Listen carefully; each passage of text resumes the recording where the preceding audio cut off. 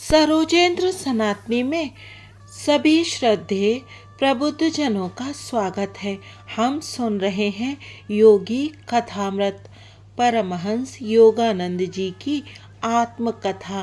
पिछले भाग में हमने मास्टर मोशाय के कुछ चमत्कार सुने और ये भी जाना कि कैसे योगानंद जी को माँ ने स्वयं दर्शन दिए। अब सुनेंगे अपने गुरु श्री युक्तेश्वर जी से परमहंस योगानंद जी की भेंट। प्रकरण 10। ईश्वर में श्रद्धा कोई भी चमत्कार कर सकती है। केवल एक को छोड़कर अध्ययन के बिना परीक्षा में उत्तीर्ण होना। झुंझलाकर मैंने वह प्रेरणाप्रद पुस्तक बंद कर दी जिसे मैंने खाली समय में एक दिन उठा लिया था। लेखक का यह अपवाद कथन उसकी ईश्वर में श्रद्धा का पूर्ण अभाव दर्शाता है।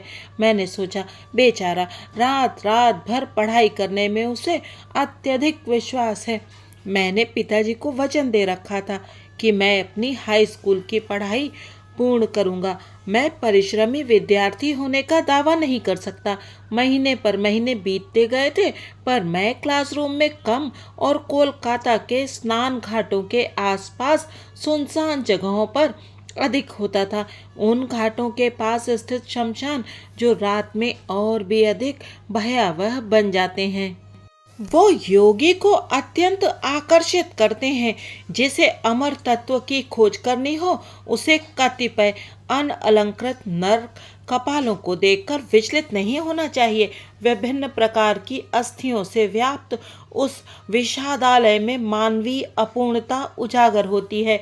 इस प्रकार मेरा रात्रि जागरण विद्यार्थियों के रात्रि जागरण से भिन्न प्रकार का था। हिंदू हाई स्कूल की वार्षिक परीक्षा का सप्ताह तेजी से निकट आ रहा था।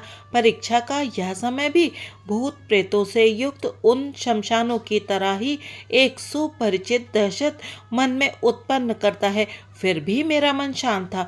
भूत पिशाचों के क्षेत्र में जा जाकर मैं एक ऐसे ज्ञान को खोद कर निकाल रहा था जो स्कूली कक्षाओं में कभी नहीं मिल सकता।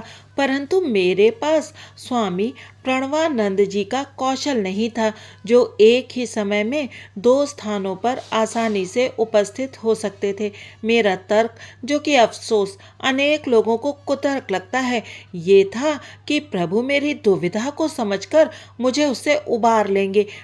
विपत्तियों से तत्क्षण उबरने के ईश्वर के हजारों स्पष्टीकरणातीत कारनामों से भक्त के मन में ऐसी तर्क शून्यता आ जाती है।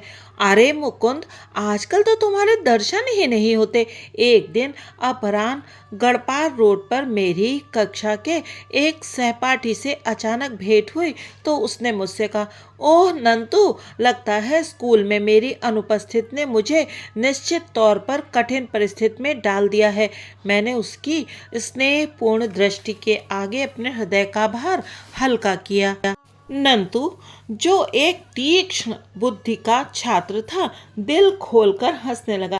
आखिर मेरी परिस्थिति भी हास्यजनक ही थी। वार्षिक परीक्षा के लिए तो तुम बिल्कुल भी तैयार नहीं हो, उसने कहा। लगता है अब मुझे तुम्हारी सहायता करनी होगी।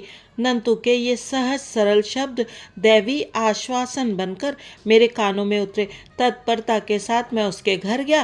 परीक्षा में जिन प्रश्नों के पूछे जाने की संभावना उसे प्रतीत हो रही थी, उनके उत्तर उसने मुझे समझा दिए। ये प्रश्न ऐसे दाने हैं जो अनेक भोले भाले विद्यार्थियों को परीक्षा के जाल में फंसा लेंगे। मेरे उत्तरों को ठीक से याद करोगे तो तुम उस जाल से सही सलामत निकल जाओगे। जब मैं उसके घर से निकला तब काफी रात बीत गई थी।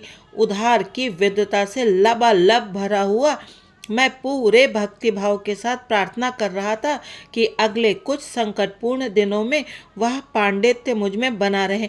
नंतु ने मुझे अपने विभिन्न विषयों में परीक्षा के लिए तैयार कर दिया था, परंतु समयाभाव के कारण संस्कृत को भूल गया था। मैंने उत्कटतापूर्वक भगवान को इस भूल की याद दिला दी। दूसरे दिन प्रातःकाल मैं चलते कदमों की लय पर अपना नया ज्ञान आत्मसात करता हुआ सैर कर रहा था।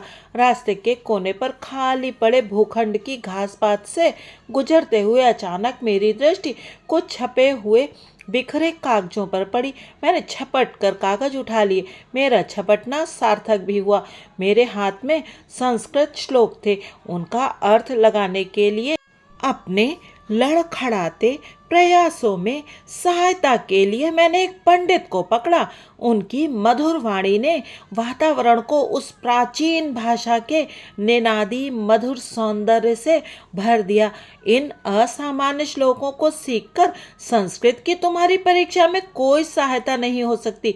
पंडित ने उन श्लोकों को निश्चय पूर्वक मेरे लिए बेकार ठहराया, परंतु उन श्लोकों का अर्थ जानने के कारण ही दूसरे दिन मैं संस्कृत की परीक्षा में पास हो सका। नंतू ने अपनी दूरदृष्टि से जो सहायता मुझे दी थी, उसके कारण मुझे अपने अन्य सभी विषयों में उत्तीर्णांक मिल गए। पिताजी खुश हुए कि मैंने हाई स्कूल की पढ़ाई पूरी करने का अपना वचन निभाया था। मेरी कृतज्ञता ईश्वर के चरणों में समर्पित हुई।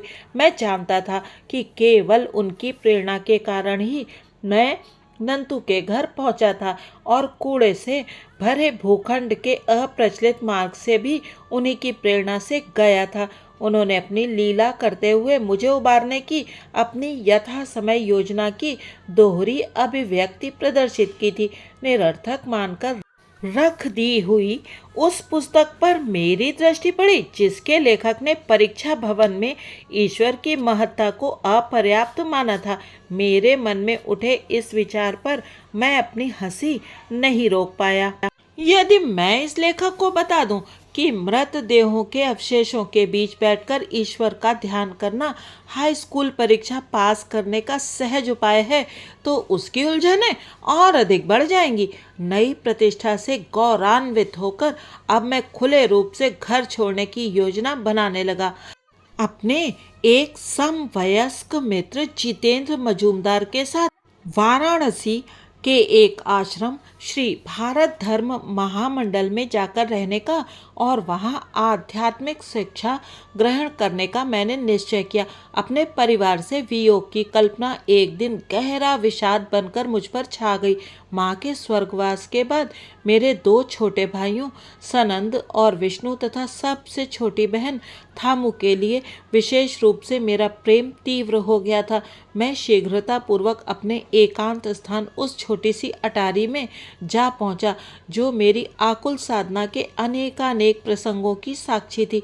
2 घंटों के अश्रुपात के बाद मैंने अपने में एक अपूर्व परिवर्तन अनुभव किया, जैसे किसी चमत्कारी परिष्कारक तत्व से मेरा अंतर धुलकर एकदम साफ हो गया हो।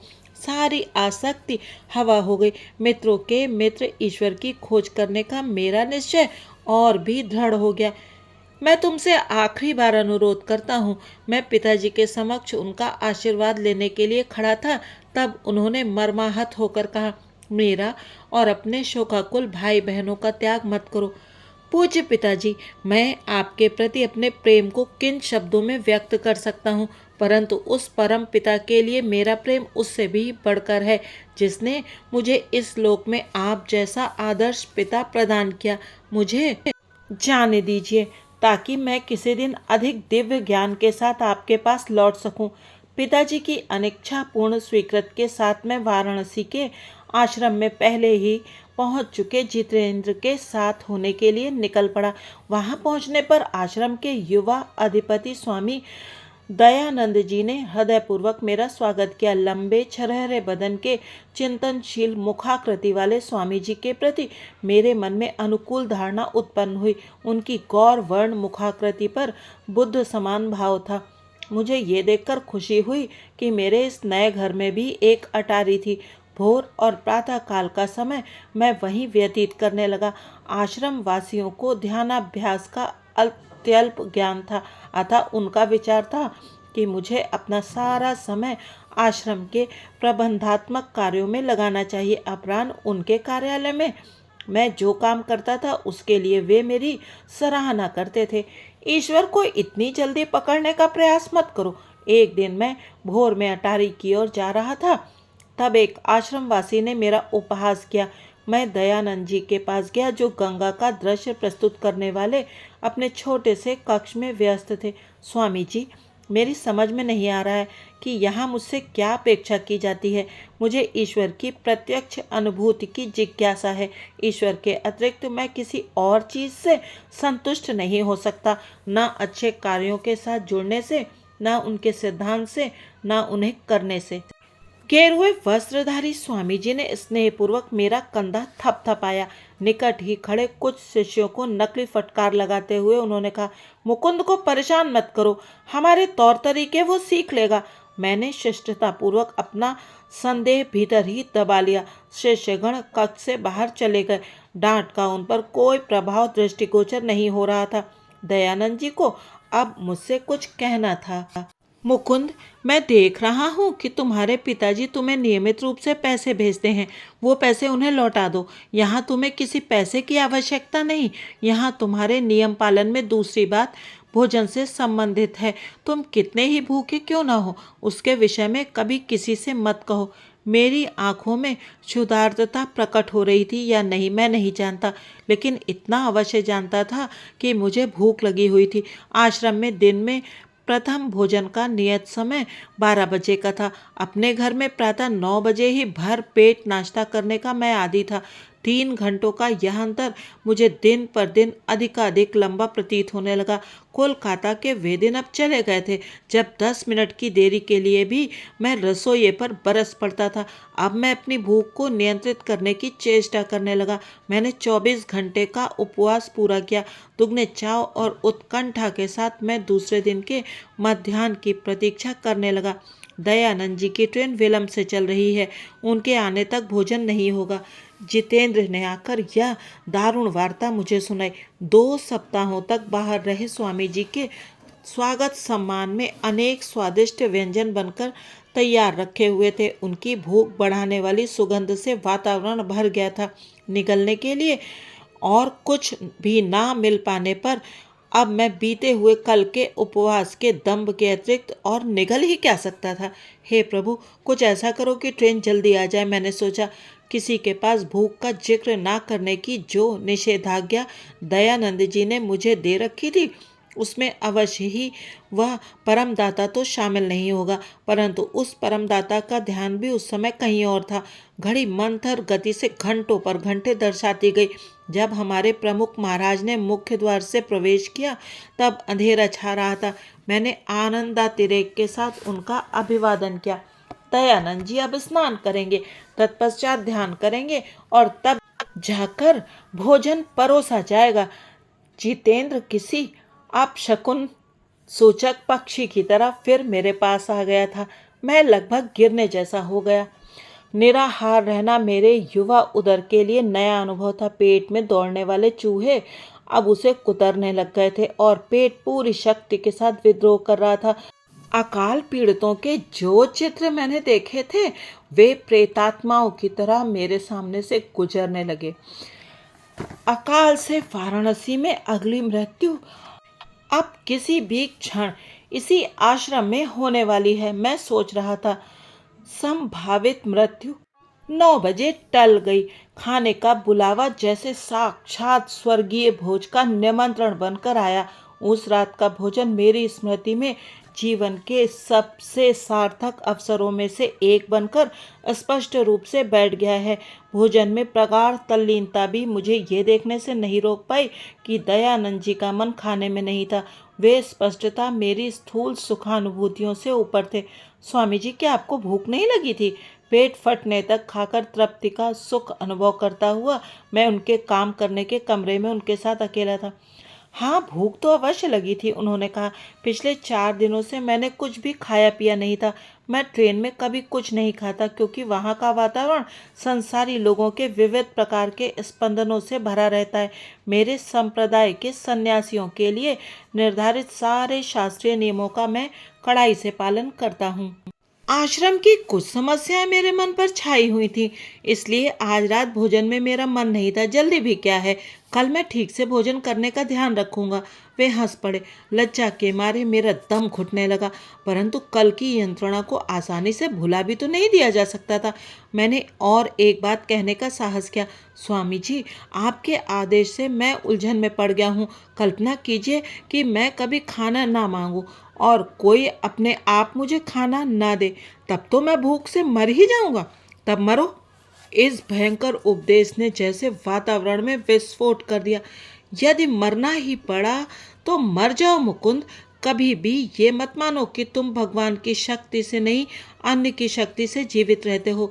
जिसने भरण पोषण के सब प्रकारों का सृजन किया है, जिसने भोग दिए है, वो भगवान अपने भक्तों का भरण पोषण भी अवश्य करेगा। कभी ये कल्पना भी मत करना कि तुम चावल से जीवित हो या रुपया पैसा या लोग तुम्हारा पालन पोषण करते हैं। यदि प्रभु तुम्हारी प्राण शक्ति को वापस ले लें तो क्या इनमें से कोई तुम्हारी सहायता कर सकेगा? ये सब तो उस भगवान के ही साधन मात्र हैं। क्या इसमें तुम्हारा कोई अपना कर्तव्य है कि अन्न का तुम्हारे पेट में पाचन होता है? विवेक की तलवार का उपयोग करो मुकुंद।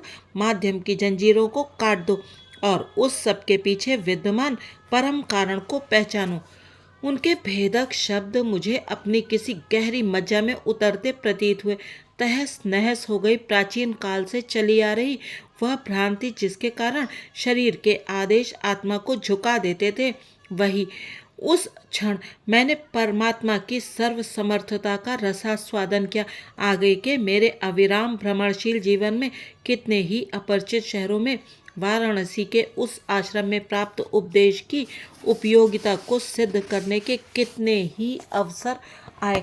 कोलकाता से अपने साथ लाई हुई मेरी एकमात्र निधि थी साधु का वो चांदी का तावीज़ जो माँ ने मेरे लिए रख छोड़ा था।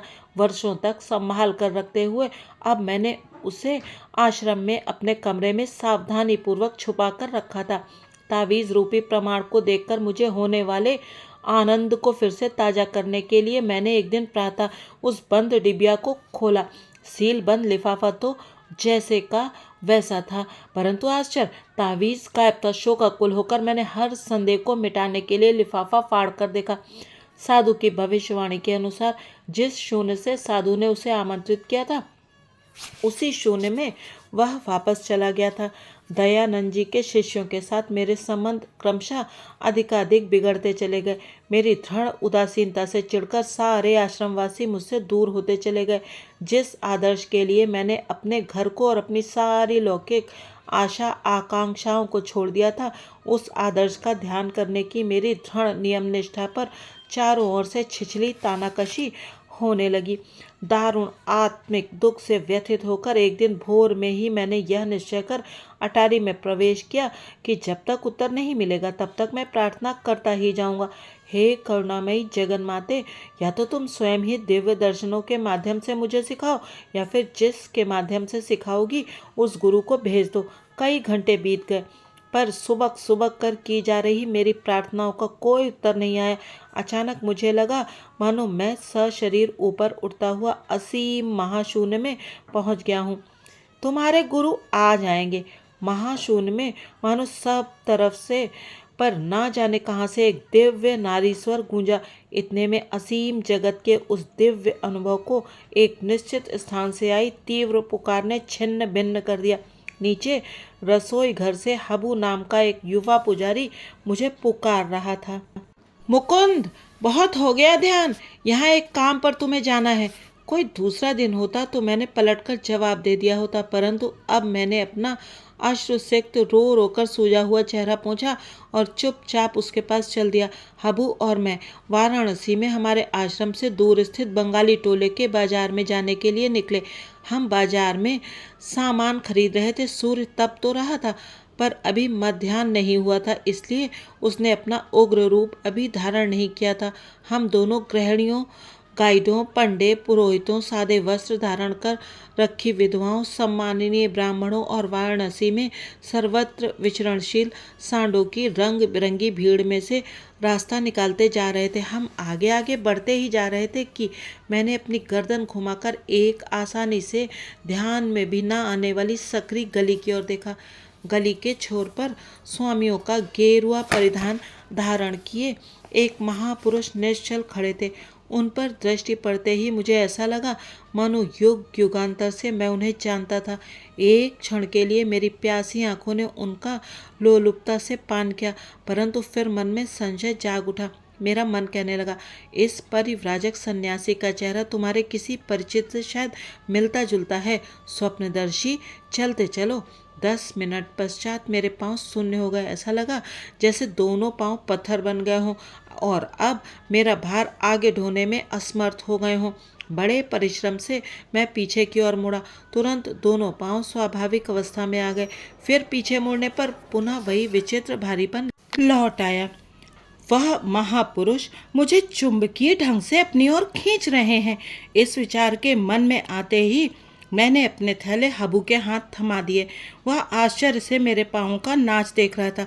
अब वो खिलखिलाकर हंस पड़ा। तुम्हें क्या तकलीफ है? पागल तो नहीं हो गए हो? मेरे मन में तुमुल मचा रही भावना के कारण मैंने कोई उत्तर नहीं दिया और चुपचाप तेजी से चल दिया। मैं ऐसे वापस चला जैसे मुझे पंख लग गए हों और शीघ्र ही उस गली में जा पहुंचा। उस ओर दृष्टि उठाते ही मैंने देखा कि वह शांत मूर्ति स्थिर दृष्टि से मेरी ही दिशा में देख रही थी। कुछ ही उत्कंठापूर्ण कदम मैंने उठाए तो सीधे उनके चरणों में पहुंच गया। गुरुदेव, यह वही दिव्य चेहरा था जिसे मैंने 1000 बार दिव्य दर्शनों में देखा था। नुकीली दाढ़ी और लहराते केशों से सज्जित सिंह समान मस्तक में स्थित उन शांत तेजस्वी नेत्रों ने प्राय मेरे रात्रिकालीन विश्रृंखल ध्यान के धुंधलेपन से ऐसे झांक कर देखा था जैसे उनमें कोई आश्वासन झलक रहा हो जिसे मैं पूरी तरह समझ नहीं पाता था। ओ मेरे प्रिय, तुम मेरे पास आ गए। आनंद कंपित स्वर में मेरे गुरु बंगाली भाषा में बार बार ये कह रहे थे। कितने वर्षों से मैं तुम्हारी प्रतीक्षा कर रहा था। निःशब्दता की एकता में हम दोनों एक हो गए। शब्दों का प्रयोजन निकृष्टतम प्रतीत होने लगा। कायल करने वाला संवाद गुरु के हृदय से शब्द रहित सांत्वना बनकर शिष्य के हृदय में समाता चला गया। अपने अंतर्मन में मैं निर्विवाद रूप से जान गया कि मेरे गुरु ईश्वर को जानते हैं और मुझे ईश्वर तक पहुंचा सकते हैं। इस जीवन का अंधकार पूर्व जीवन की स्मृतियों के मधुर अरुणोदय में अदृश्य हो गया। रोमांचक समय भूत, वर्तमान और भविष्य काल चक्र पर चक्राकार घूमते दृश्य हैं। सूर्य इन पवित्र चरणों में मुझे पहली बार नहीं देख रहा था। मेरा हाथ पकड़कर मेरे गुरु मुझे काशी के राणा महल क्षेत्र में स्थित अपने डेरे पर ले गए। उनका बलवान शरीर दृढ़ कदमों से आगे बढ़ता था। इस समय उनकी आयु लगभग 55 वर्ष की थी, परंतु उनकी लंबी और सीधी देह में युवकों की सी चपलता और कार्यक्षमता थी। उनकी काली विशाल सुंदर आंखों में अथाह ज्ञान का तेज था। हल्के से घुंघराले केश उनके रौबीले मुख को सौम्यता प्रदान कर रहे थे। उनमें शक्ति और सौम्यता का सूक्ष्म संगम था। गंगा किनारे स्थित एक मकान की पत्थर से बनी बालकनी की ओर जाते हुए, जहाँ से गंगा साफ दिखाई देती थी, उन्होंने प्यार से कहा, मैं अपने आश्रम और जो कुछ भी मेरा है वो सब तुम्हें दे दूंगा। गुरुदेव, मैं केवल ज्ञान और ईश्वर प्राप्ति के लिए आपके पास आया हूँ। मुझे आपका केवल वही गुप्त धन चाहिए। मेरे गुरु ने जब पुनः बोलने के लिए मुंह खोला तब तक सांध्य आलोक की धूमिलता आधी उतर आई थी। उनकी आंखों में अथाह स्नेह झलक रहा था। मैं तुम्हें अपना निस्वार्थ प्रेम प्रदान करता हूँ। अमूल्य शब्द मेरे कानों में दोबारा उनके प्रेम का यह रस पड़ने तक 1/4 शताब्दी बीत गई। उनके होंठ भावोत्कटता प्रकट करने में अनभिज्ञ थे। उनके सागर समान विशाल हृदय को मौन प्रिय था। क्या तुम भी मुझे वैसा ही निस्वार्थ प्रेम दोगे? वे शिशु सुलभ आशा के साथ मेरी ओर देख रहे थे। मैं आपसे सदा सर्वदा के लिए प्रेम करूंगा गुरुदेव। साधारण प्रेम स्वार्थी होता है। उसका मूल कामनाओं और तृप्तियों की दलदल में स्थित होता है। दिव्य प्रेम में कोई शर्त नहीं होती, कोई सीमा नहीं होती, कोई परिवर्तन नहीं होता। शुद्ध प्रेम के स्तंभनकारी स्पर्श से मानवीय हृदय में नृत्य होने वाले परिवर्तन सदा के लिए रुक जाते हैं। विनम्रतापूर्वक उन्होंने आगे कहा, यदि कभी भी तुम मुझे ईश्वर प्राप्ति की अवस्था से गिरता देखो तो मुझे वचन दो कि तुम मेरा सिर अपनी गोद में लेकर मुझे उस प्रियतम प्रभु के पास लौटा लाने में सहायता करोगे जिसे हम दोनों पूजते हैं। घिरते अंधकार में वे उठकर खड़े हुए और मुझे अंदर एक कमरे में ले गए। हम आम और बादाम की कुछ मिठाइयाँ खाने लगे, साथ साथ वार्तालाप चल रहा था। अपने वार्तालाप में उन्होंने बिना किसी आलोचनात्मक रुख के सहज भाव से मेरे स्वभाव का गहरा ज्ञान व्यक्त किया। उनकी अंतर्जात विनम्रता और अगाध ज्ञान के प्रताप को देखकर मैं विस्मय विभोर हो गया था। अपने तावीज़ के लिए दुख मत करो, उसका उद्देश्य पूरा हो चुका है। किसी दैवी दर्पण की भांति मेरे गुरु ने स्पष्टता मेरे संपूर्ण जीवन के प्रतिबिंब को देख लिया था। गुरुदेव, आपके उपस्थित की जीवंत सच्चाई का आनंद किसी भी प्रतीक से कहीं बढ़कर है। जहाँ तक आश्रम में तुम्हारी दुखद परिस्थिति का संबंध है, तो उसमें परिवर्तन का समय आ गया है।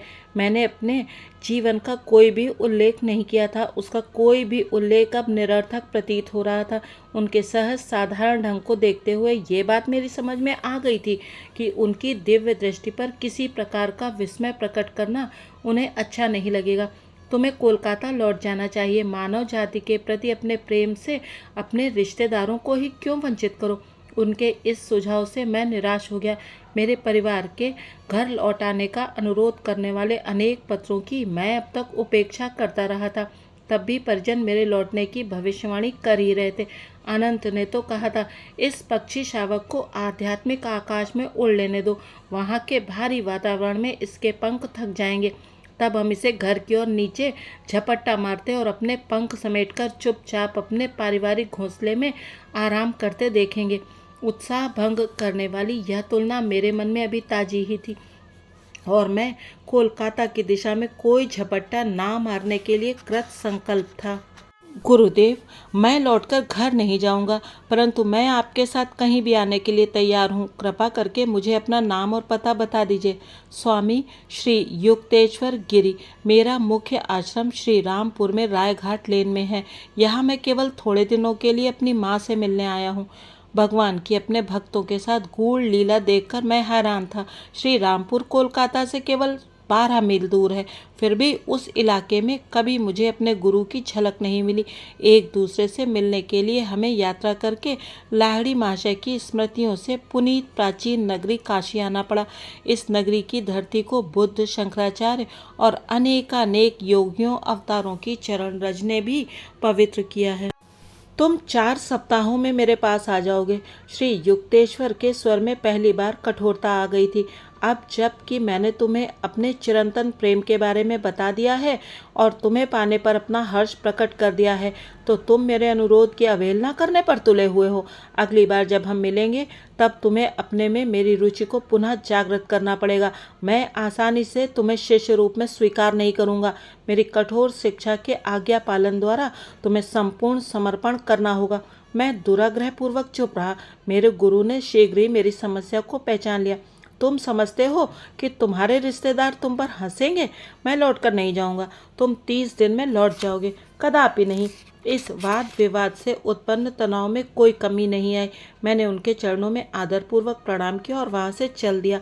अर्ध रात्रि के अंधकार में आश्रम की ओर चलता हुआ मैं सोचता जा रहा था कि हमारी इस अद्भुत भेंट का अंत इतना बेसुरा क्यों हुआ। माया का तराजू प्रत्येक आनंद के साथ समतुल्य दुख भी तौल देता है। मेरा किशोर हृदय अभी मेरे गुरु की रूपांतरकारी अंगुलियों के लिए पर्याप्त रूप से मुलायम नहीं बना था। दूसरे दिन सुबह मैंने देखा कि आश्रम वासियों का मेरे प्रति द्वेष भाव और भी अधिक बढ़ गया है। वे नित्य अशिष्टताओं से मुझे दिन भर सताने लगे। इसी प्रकार 3 सप्ताह बीत गए। फिर दयानंद जी एक सम्मेलन में भाग लेने के लिए मुंबई चले गए। मुझ अभागे के सिर पर जैसे पहाड़ टूट पड़ा। मुकुंद परजीवी है, आश्रम की सुविधाओं का तो लाभ उठा रहा है, पर बदले में आश्रम के लिए कुछ नहीं करता। एक दिन मुझ पर चल रही यह टीका टिप्पणी मेरे कानों में पड़ी तो पहली बार मुझे खेद हुआ कि मैंने सारा पैसा पिताजी को वापस भेज देने के आदेश को मान लिया था। भारी हृदय से मैं अपने एकमात्र मित्र जितेंद्र के पास जा पहुंचा। मैं आश्रम छोड़कर जा रहा हूं। जब दयानंद जी लौट आए तो उनके चरणों में मेरा प्रणाम कहकर मेरी ओर से क्षमा मांग लेना। मैं भी यह आश्रम छोड़कर जा रहा हूं।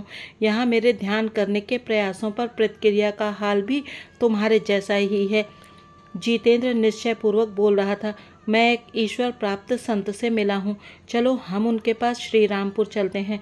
और इस प्रकार पक्षी कोलकाता के संकटजनक रूप से निकट नीचे झपटने की तैयारी कर रहा था।